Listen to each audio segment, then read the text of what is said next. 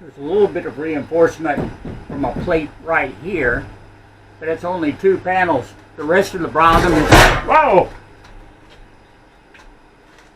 Oh, that was unexpected. Woohoo! Okay.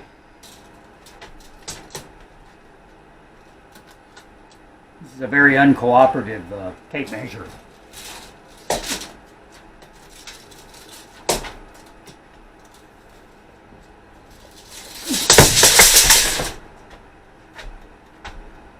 Cut. You know, sometimes ideas can be a dangerous thing.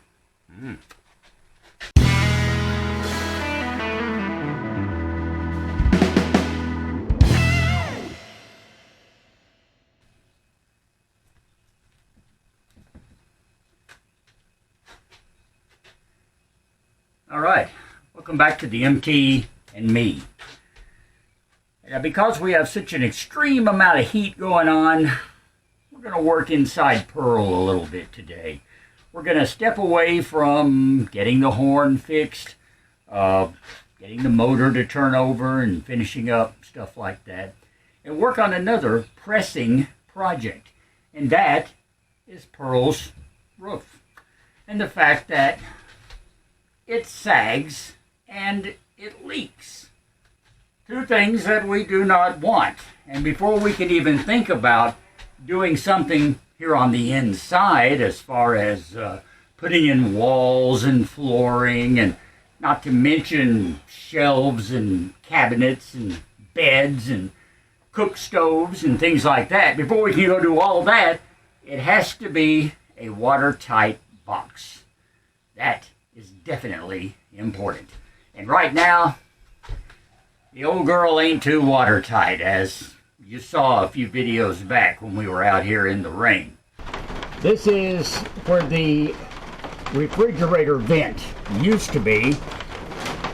It is currently covered by a piece of plastic and a piece of metal with a cinder block on top of it. And as you can see, it is still leaking all around the edges here. Little leaks everywhere. So the eventual plan is to put a new top on the outside. Maybe a rubber top, maybe seal it with something, I don't know, but something's got to happen out there. But before I do that, I want to get the inside braced up, because right now, you're taking your life in your own hands if you try to get on top of Pearl and do anything. Because despite the fact that she does have these great steel bars holding the roof in place, well, there's space in between that's just kind of sagging there. There's nothing but aluminum siding. And plus, these bars have actually sagged with age. So, we're going to take some measurements here, and then we're going to postulate a few ideas about how we can reinforce this roof from the inside. And in the process, give ourselves something that we can possibly attach some sort of ceiling to inside as well, because there again, you know, we want to add some insulation and have some wiring space in the roof. And then we want to have something that looks fairly attractive here on the inside, eventually. So, let me say right up front that I am seeking your ideas and comments on this. Now, we've talked about this before, and I've gotten some good ideas from a few of you. Glenn, in particular, gave me some ideas about trusses, and we're going to be talking about that today, talking about this interior, too. But the rest of you, comments, suggestions, ideas, I would certainly love to hear from you in the comments about what you think on the subjects that we talk about today, and what you might have as far as your own ideas about how to do a little reinforcing on this roof. All right, so please leave those comments here on the video below, and let me hear from you, because I am open to all ideas and suggestions. I pointed out before, I'm flying blind here once again. I am certainly not any kind of structural engineer when it comes to doing roofs, whether it's in an RV or in a workshop or in a house or in a shed or a garage or anything, okay? I know nothing, or I probably know just enough to be dangerous, and that's even worse, all right? Because sometimes when you think you know something and you plunge ahead and it all blows up in your face and you're going, well, that didn't work out like I thought it would. Yeah, I've been there several times. You've seen me there in these videos. So we're trying to avoid that this time and see if we can't come up with a good plan and a good idea to execute from the very start. We can do it with your help, Nomies. All right, so leave your comments, leave your ideas and suggestions. Let me hear from you, okay? Now, with all that being said, I have a tape measure somewhere. This is what I need first. We gonna take some measurements.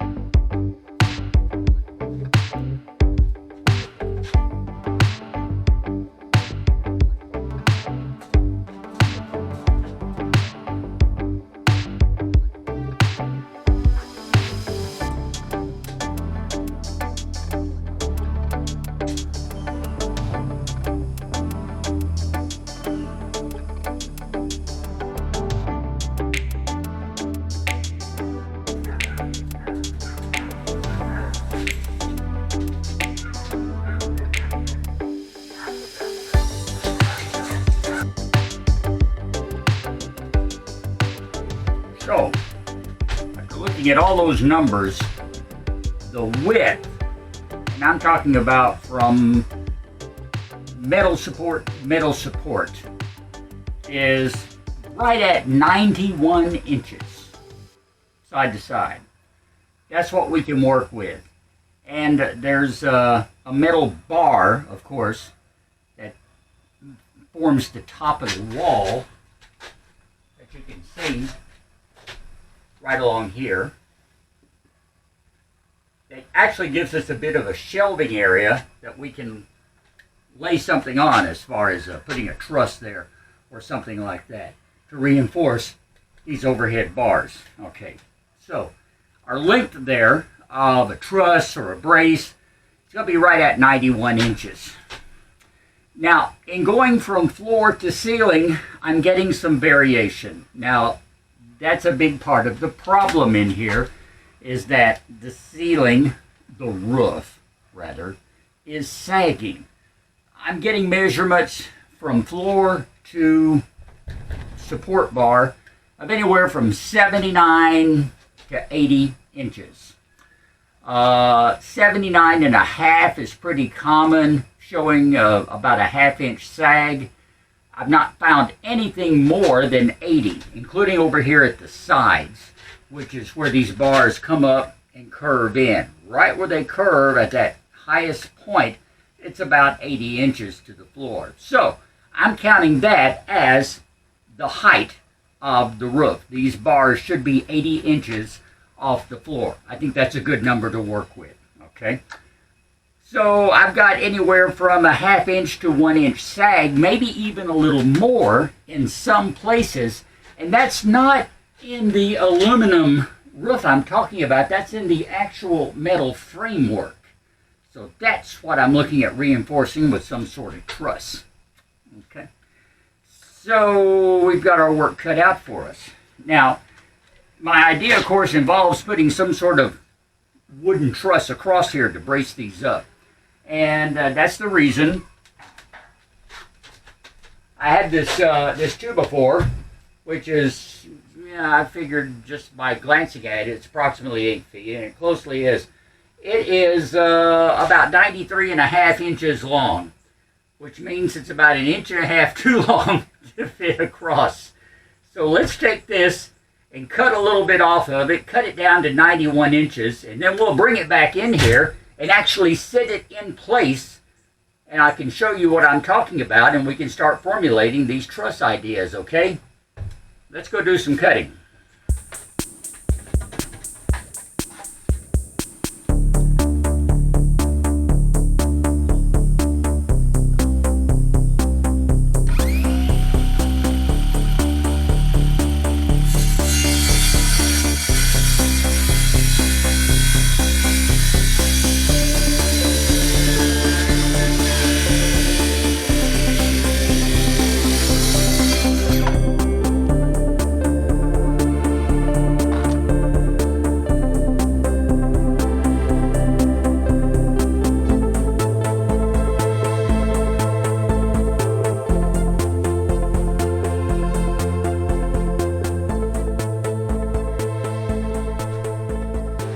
Well, we have a 2x4. It is cut to 91 inches. Let's see how close I was.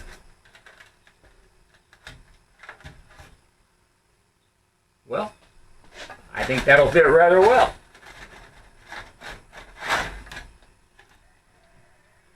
Gives me enough on these two shelving areas that I was talking about on the sides, where the top frame of the wall is. That will allow this to sit firmly. Might even have to run some wood down those sides in order to attach this firmly. We'll have to wait and see. I'm not dealing with attachment issues at this point. I just want to see if this idea is plausible at this stage of the game.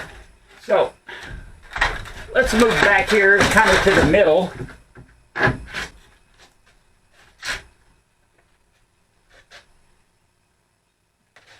Opening right here is where the air conditioner cut out.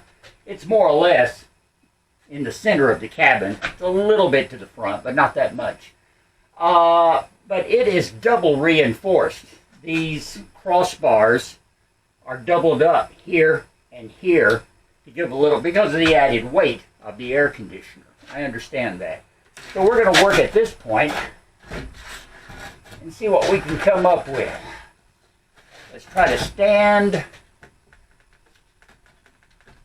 this 2x up.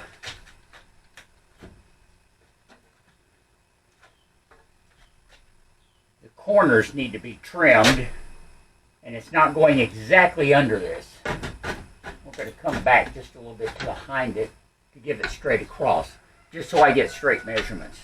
The problem is, these bars here, they come up on the side and they curve inward.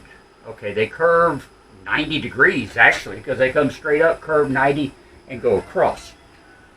Well, this 2x right here on the corner is catching part of that curve, and so it won't line up exactly on the bars. Just a small detail. I could fix it with a file, but I'm not going to mess with it at this point, because I'm just taking measurements, and that's what I want to do. Okay, we have our cross measurement done.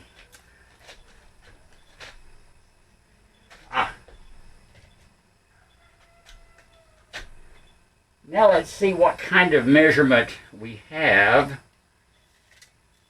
from here to here.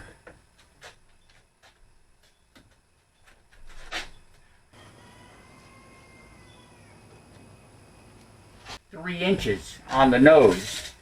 So what's our floor measurement at that point? floor to roof measurement, I should say.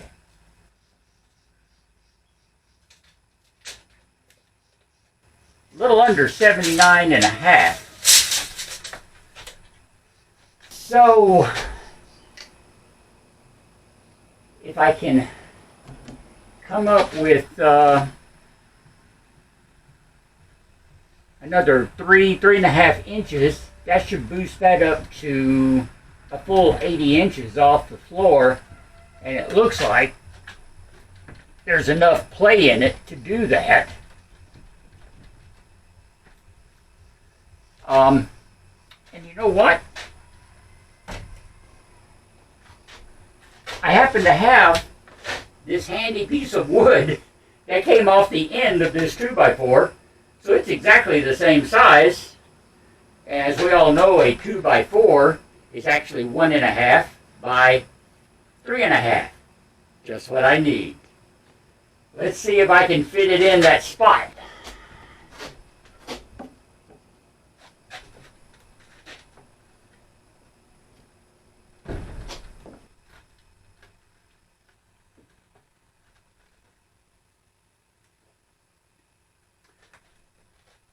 Not without a little more persuasion.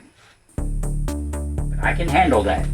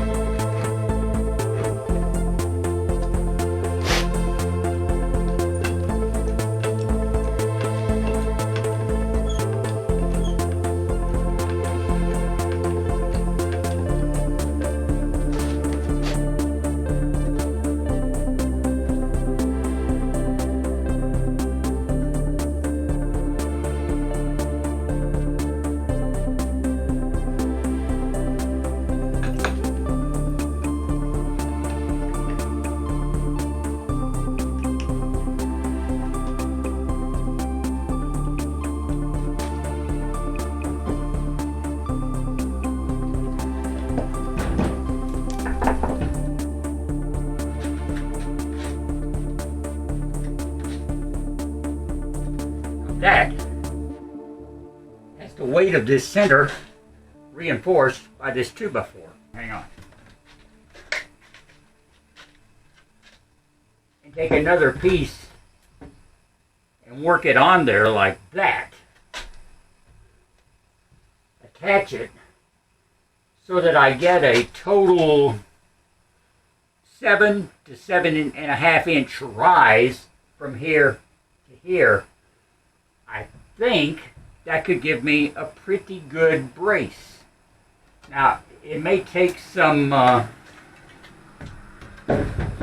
trimming, because as I push up on this roof, it arches a little bit, and I actually want that. I would like to have a little bit of an arch to it so that water will drain off better, because right now there's some serious ponding going on in spots of this roof.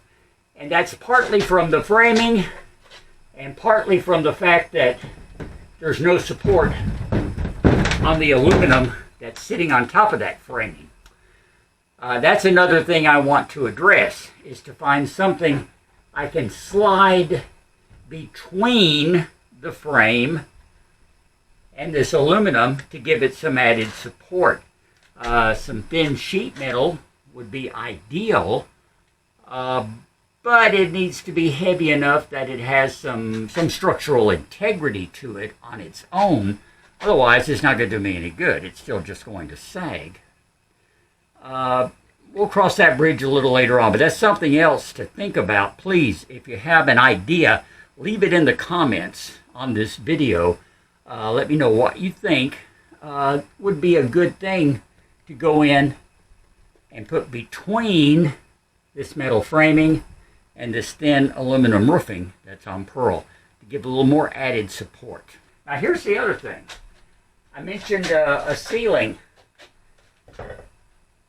If I put a ceiling on this, it's going to be a fairly low ceiling in here. Plus I have to deal with things like the air conditioner. If I go back and put a roof unit on, it's going to have to come down through. You have to have a duct, in other words, to come down through this part. The other option might be if I do, say, braces on these two, and then, I don't know, maybe skip 2 or 3 and do another one to brace it up. That will give me a little more space. I could work like from the top of this instead of the bottom. And as far as putting a ceiling in, I mean.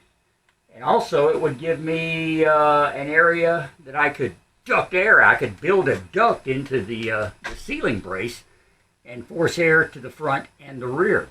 So I've got all these little ideas kind of spinning around in my head, and I just want to feel you know-me's out as to what you think about them, okay? And plus, I know, perhaps, I hope, you're getting ideas too that I haven't gotten. So let's share our thoughts here in those comments, and let me know how all this is fitting in your mind, because it's still pretty much a jumble at this point in mine. Ideas are there, but you know, sometimes ideas can be a dangerous thing. What do you think about doing a wooden brace across? Or should I go with a true truss? Now, an actual truss would be more of an open structure. You'd take maybe a 1.5 by a 1.5 and go across here, and then do a 1 by and build an actual top piece and put these braces in there so that you have an open area. The advantage being is that it's much more lightweight than solid wood. And weight is a factor in an RV. Lots of things to consider here. But I really would like to make some progress in bracing this ceiling up in some form or fashion, even if it's not what we end up going with on a permanent basis. I want to get it braced up so that we can work on sealing it and getting rid of all the leaks in Pearl. It's very important to me that we start keeping her dry inside so that I can start to do a little structural interior work. We've got to put some sort of walls in her like that and reinforce the outside walls, so there's that to be done. The floor is going to need some attention.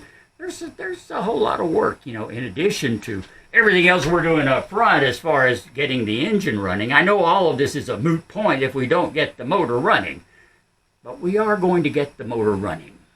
We're getting there. We're getting there. I just don't want to leave everything else behind in the process. You know what I mean? In the meantime, I'm sweltering. It's getting very hot out here. And, I mean, it was hot when I started, and I just wasn't hot. But now I'm as hot as everything else. Our extreme heat wave is continuing here in the Mid-South. I'm standing here by the door because there's just the slightest trace of a breeze blowing in this door. And it's a hot breeze, but my goodness, it feels so refreshing, comparatively speaking. You know what I mean? When you've got temperatures in the 90s and heat index values reaching 110, 115. We even had a heat index of about 117 yesterday, as a matter of fact, yesterday afternoon. That's ridiculous. We just don't want to be that hot at all. It's not quite that bad yet, but it may get that way in another hour or two. So I'm going to cut this short and call her done. Please leave your comments below about everything we've talked about today and what you think about doing some wooden supports here inside Pearl. Okay, let me hear from you. And next time around, we'll share some information and maybe pick a direction to go in. That would be nice. You're so nice for joining us once again, for watching every week and supporting the MT and me. I appreciate you so much. If you are a subscriber, thank you. I think we've got 163 now, and the number keeps on climbing slowly but surely. If you're not a subscriber, you can add to that number. just by clicking the subscribe button below here on YouTube, okay? Thumbs up, that helps us get noticed on YouTube. Like and share the video, and watch it every week right here on Sunday mornings from the MT and me on YouTube. Till next time around, thank you, my nomies. Love you lots. I'm Russ. Melting away as usual. We will talk later.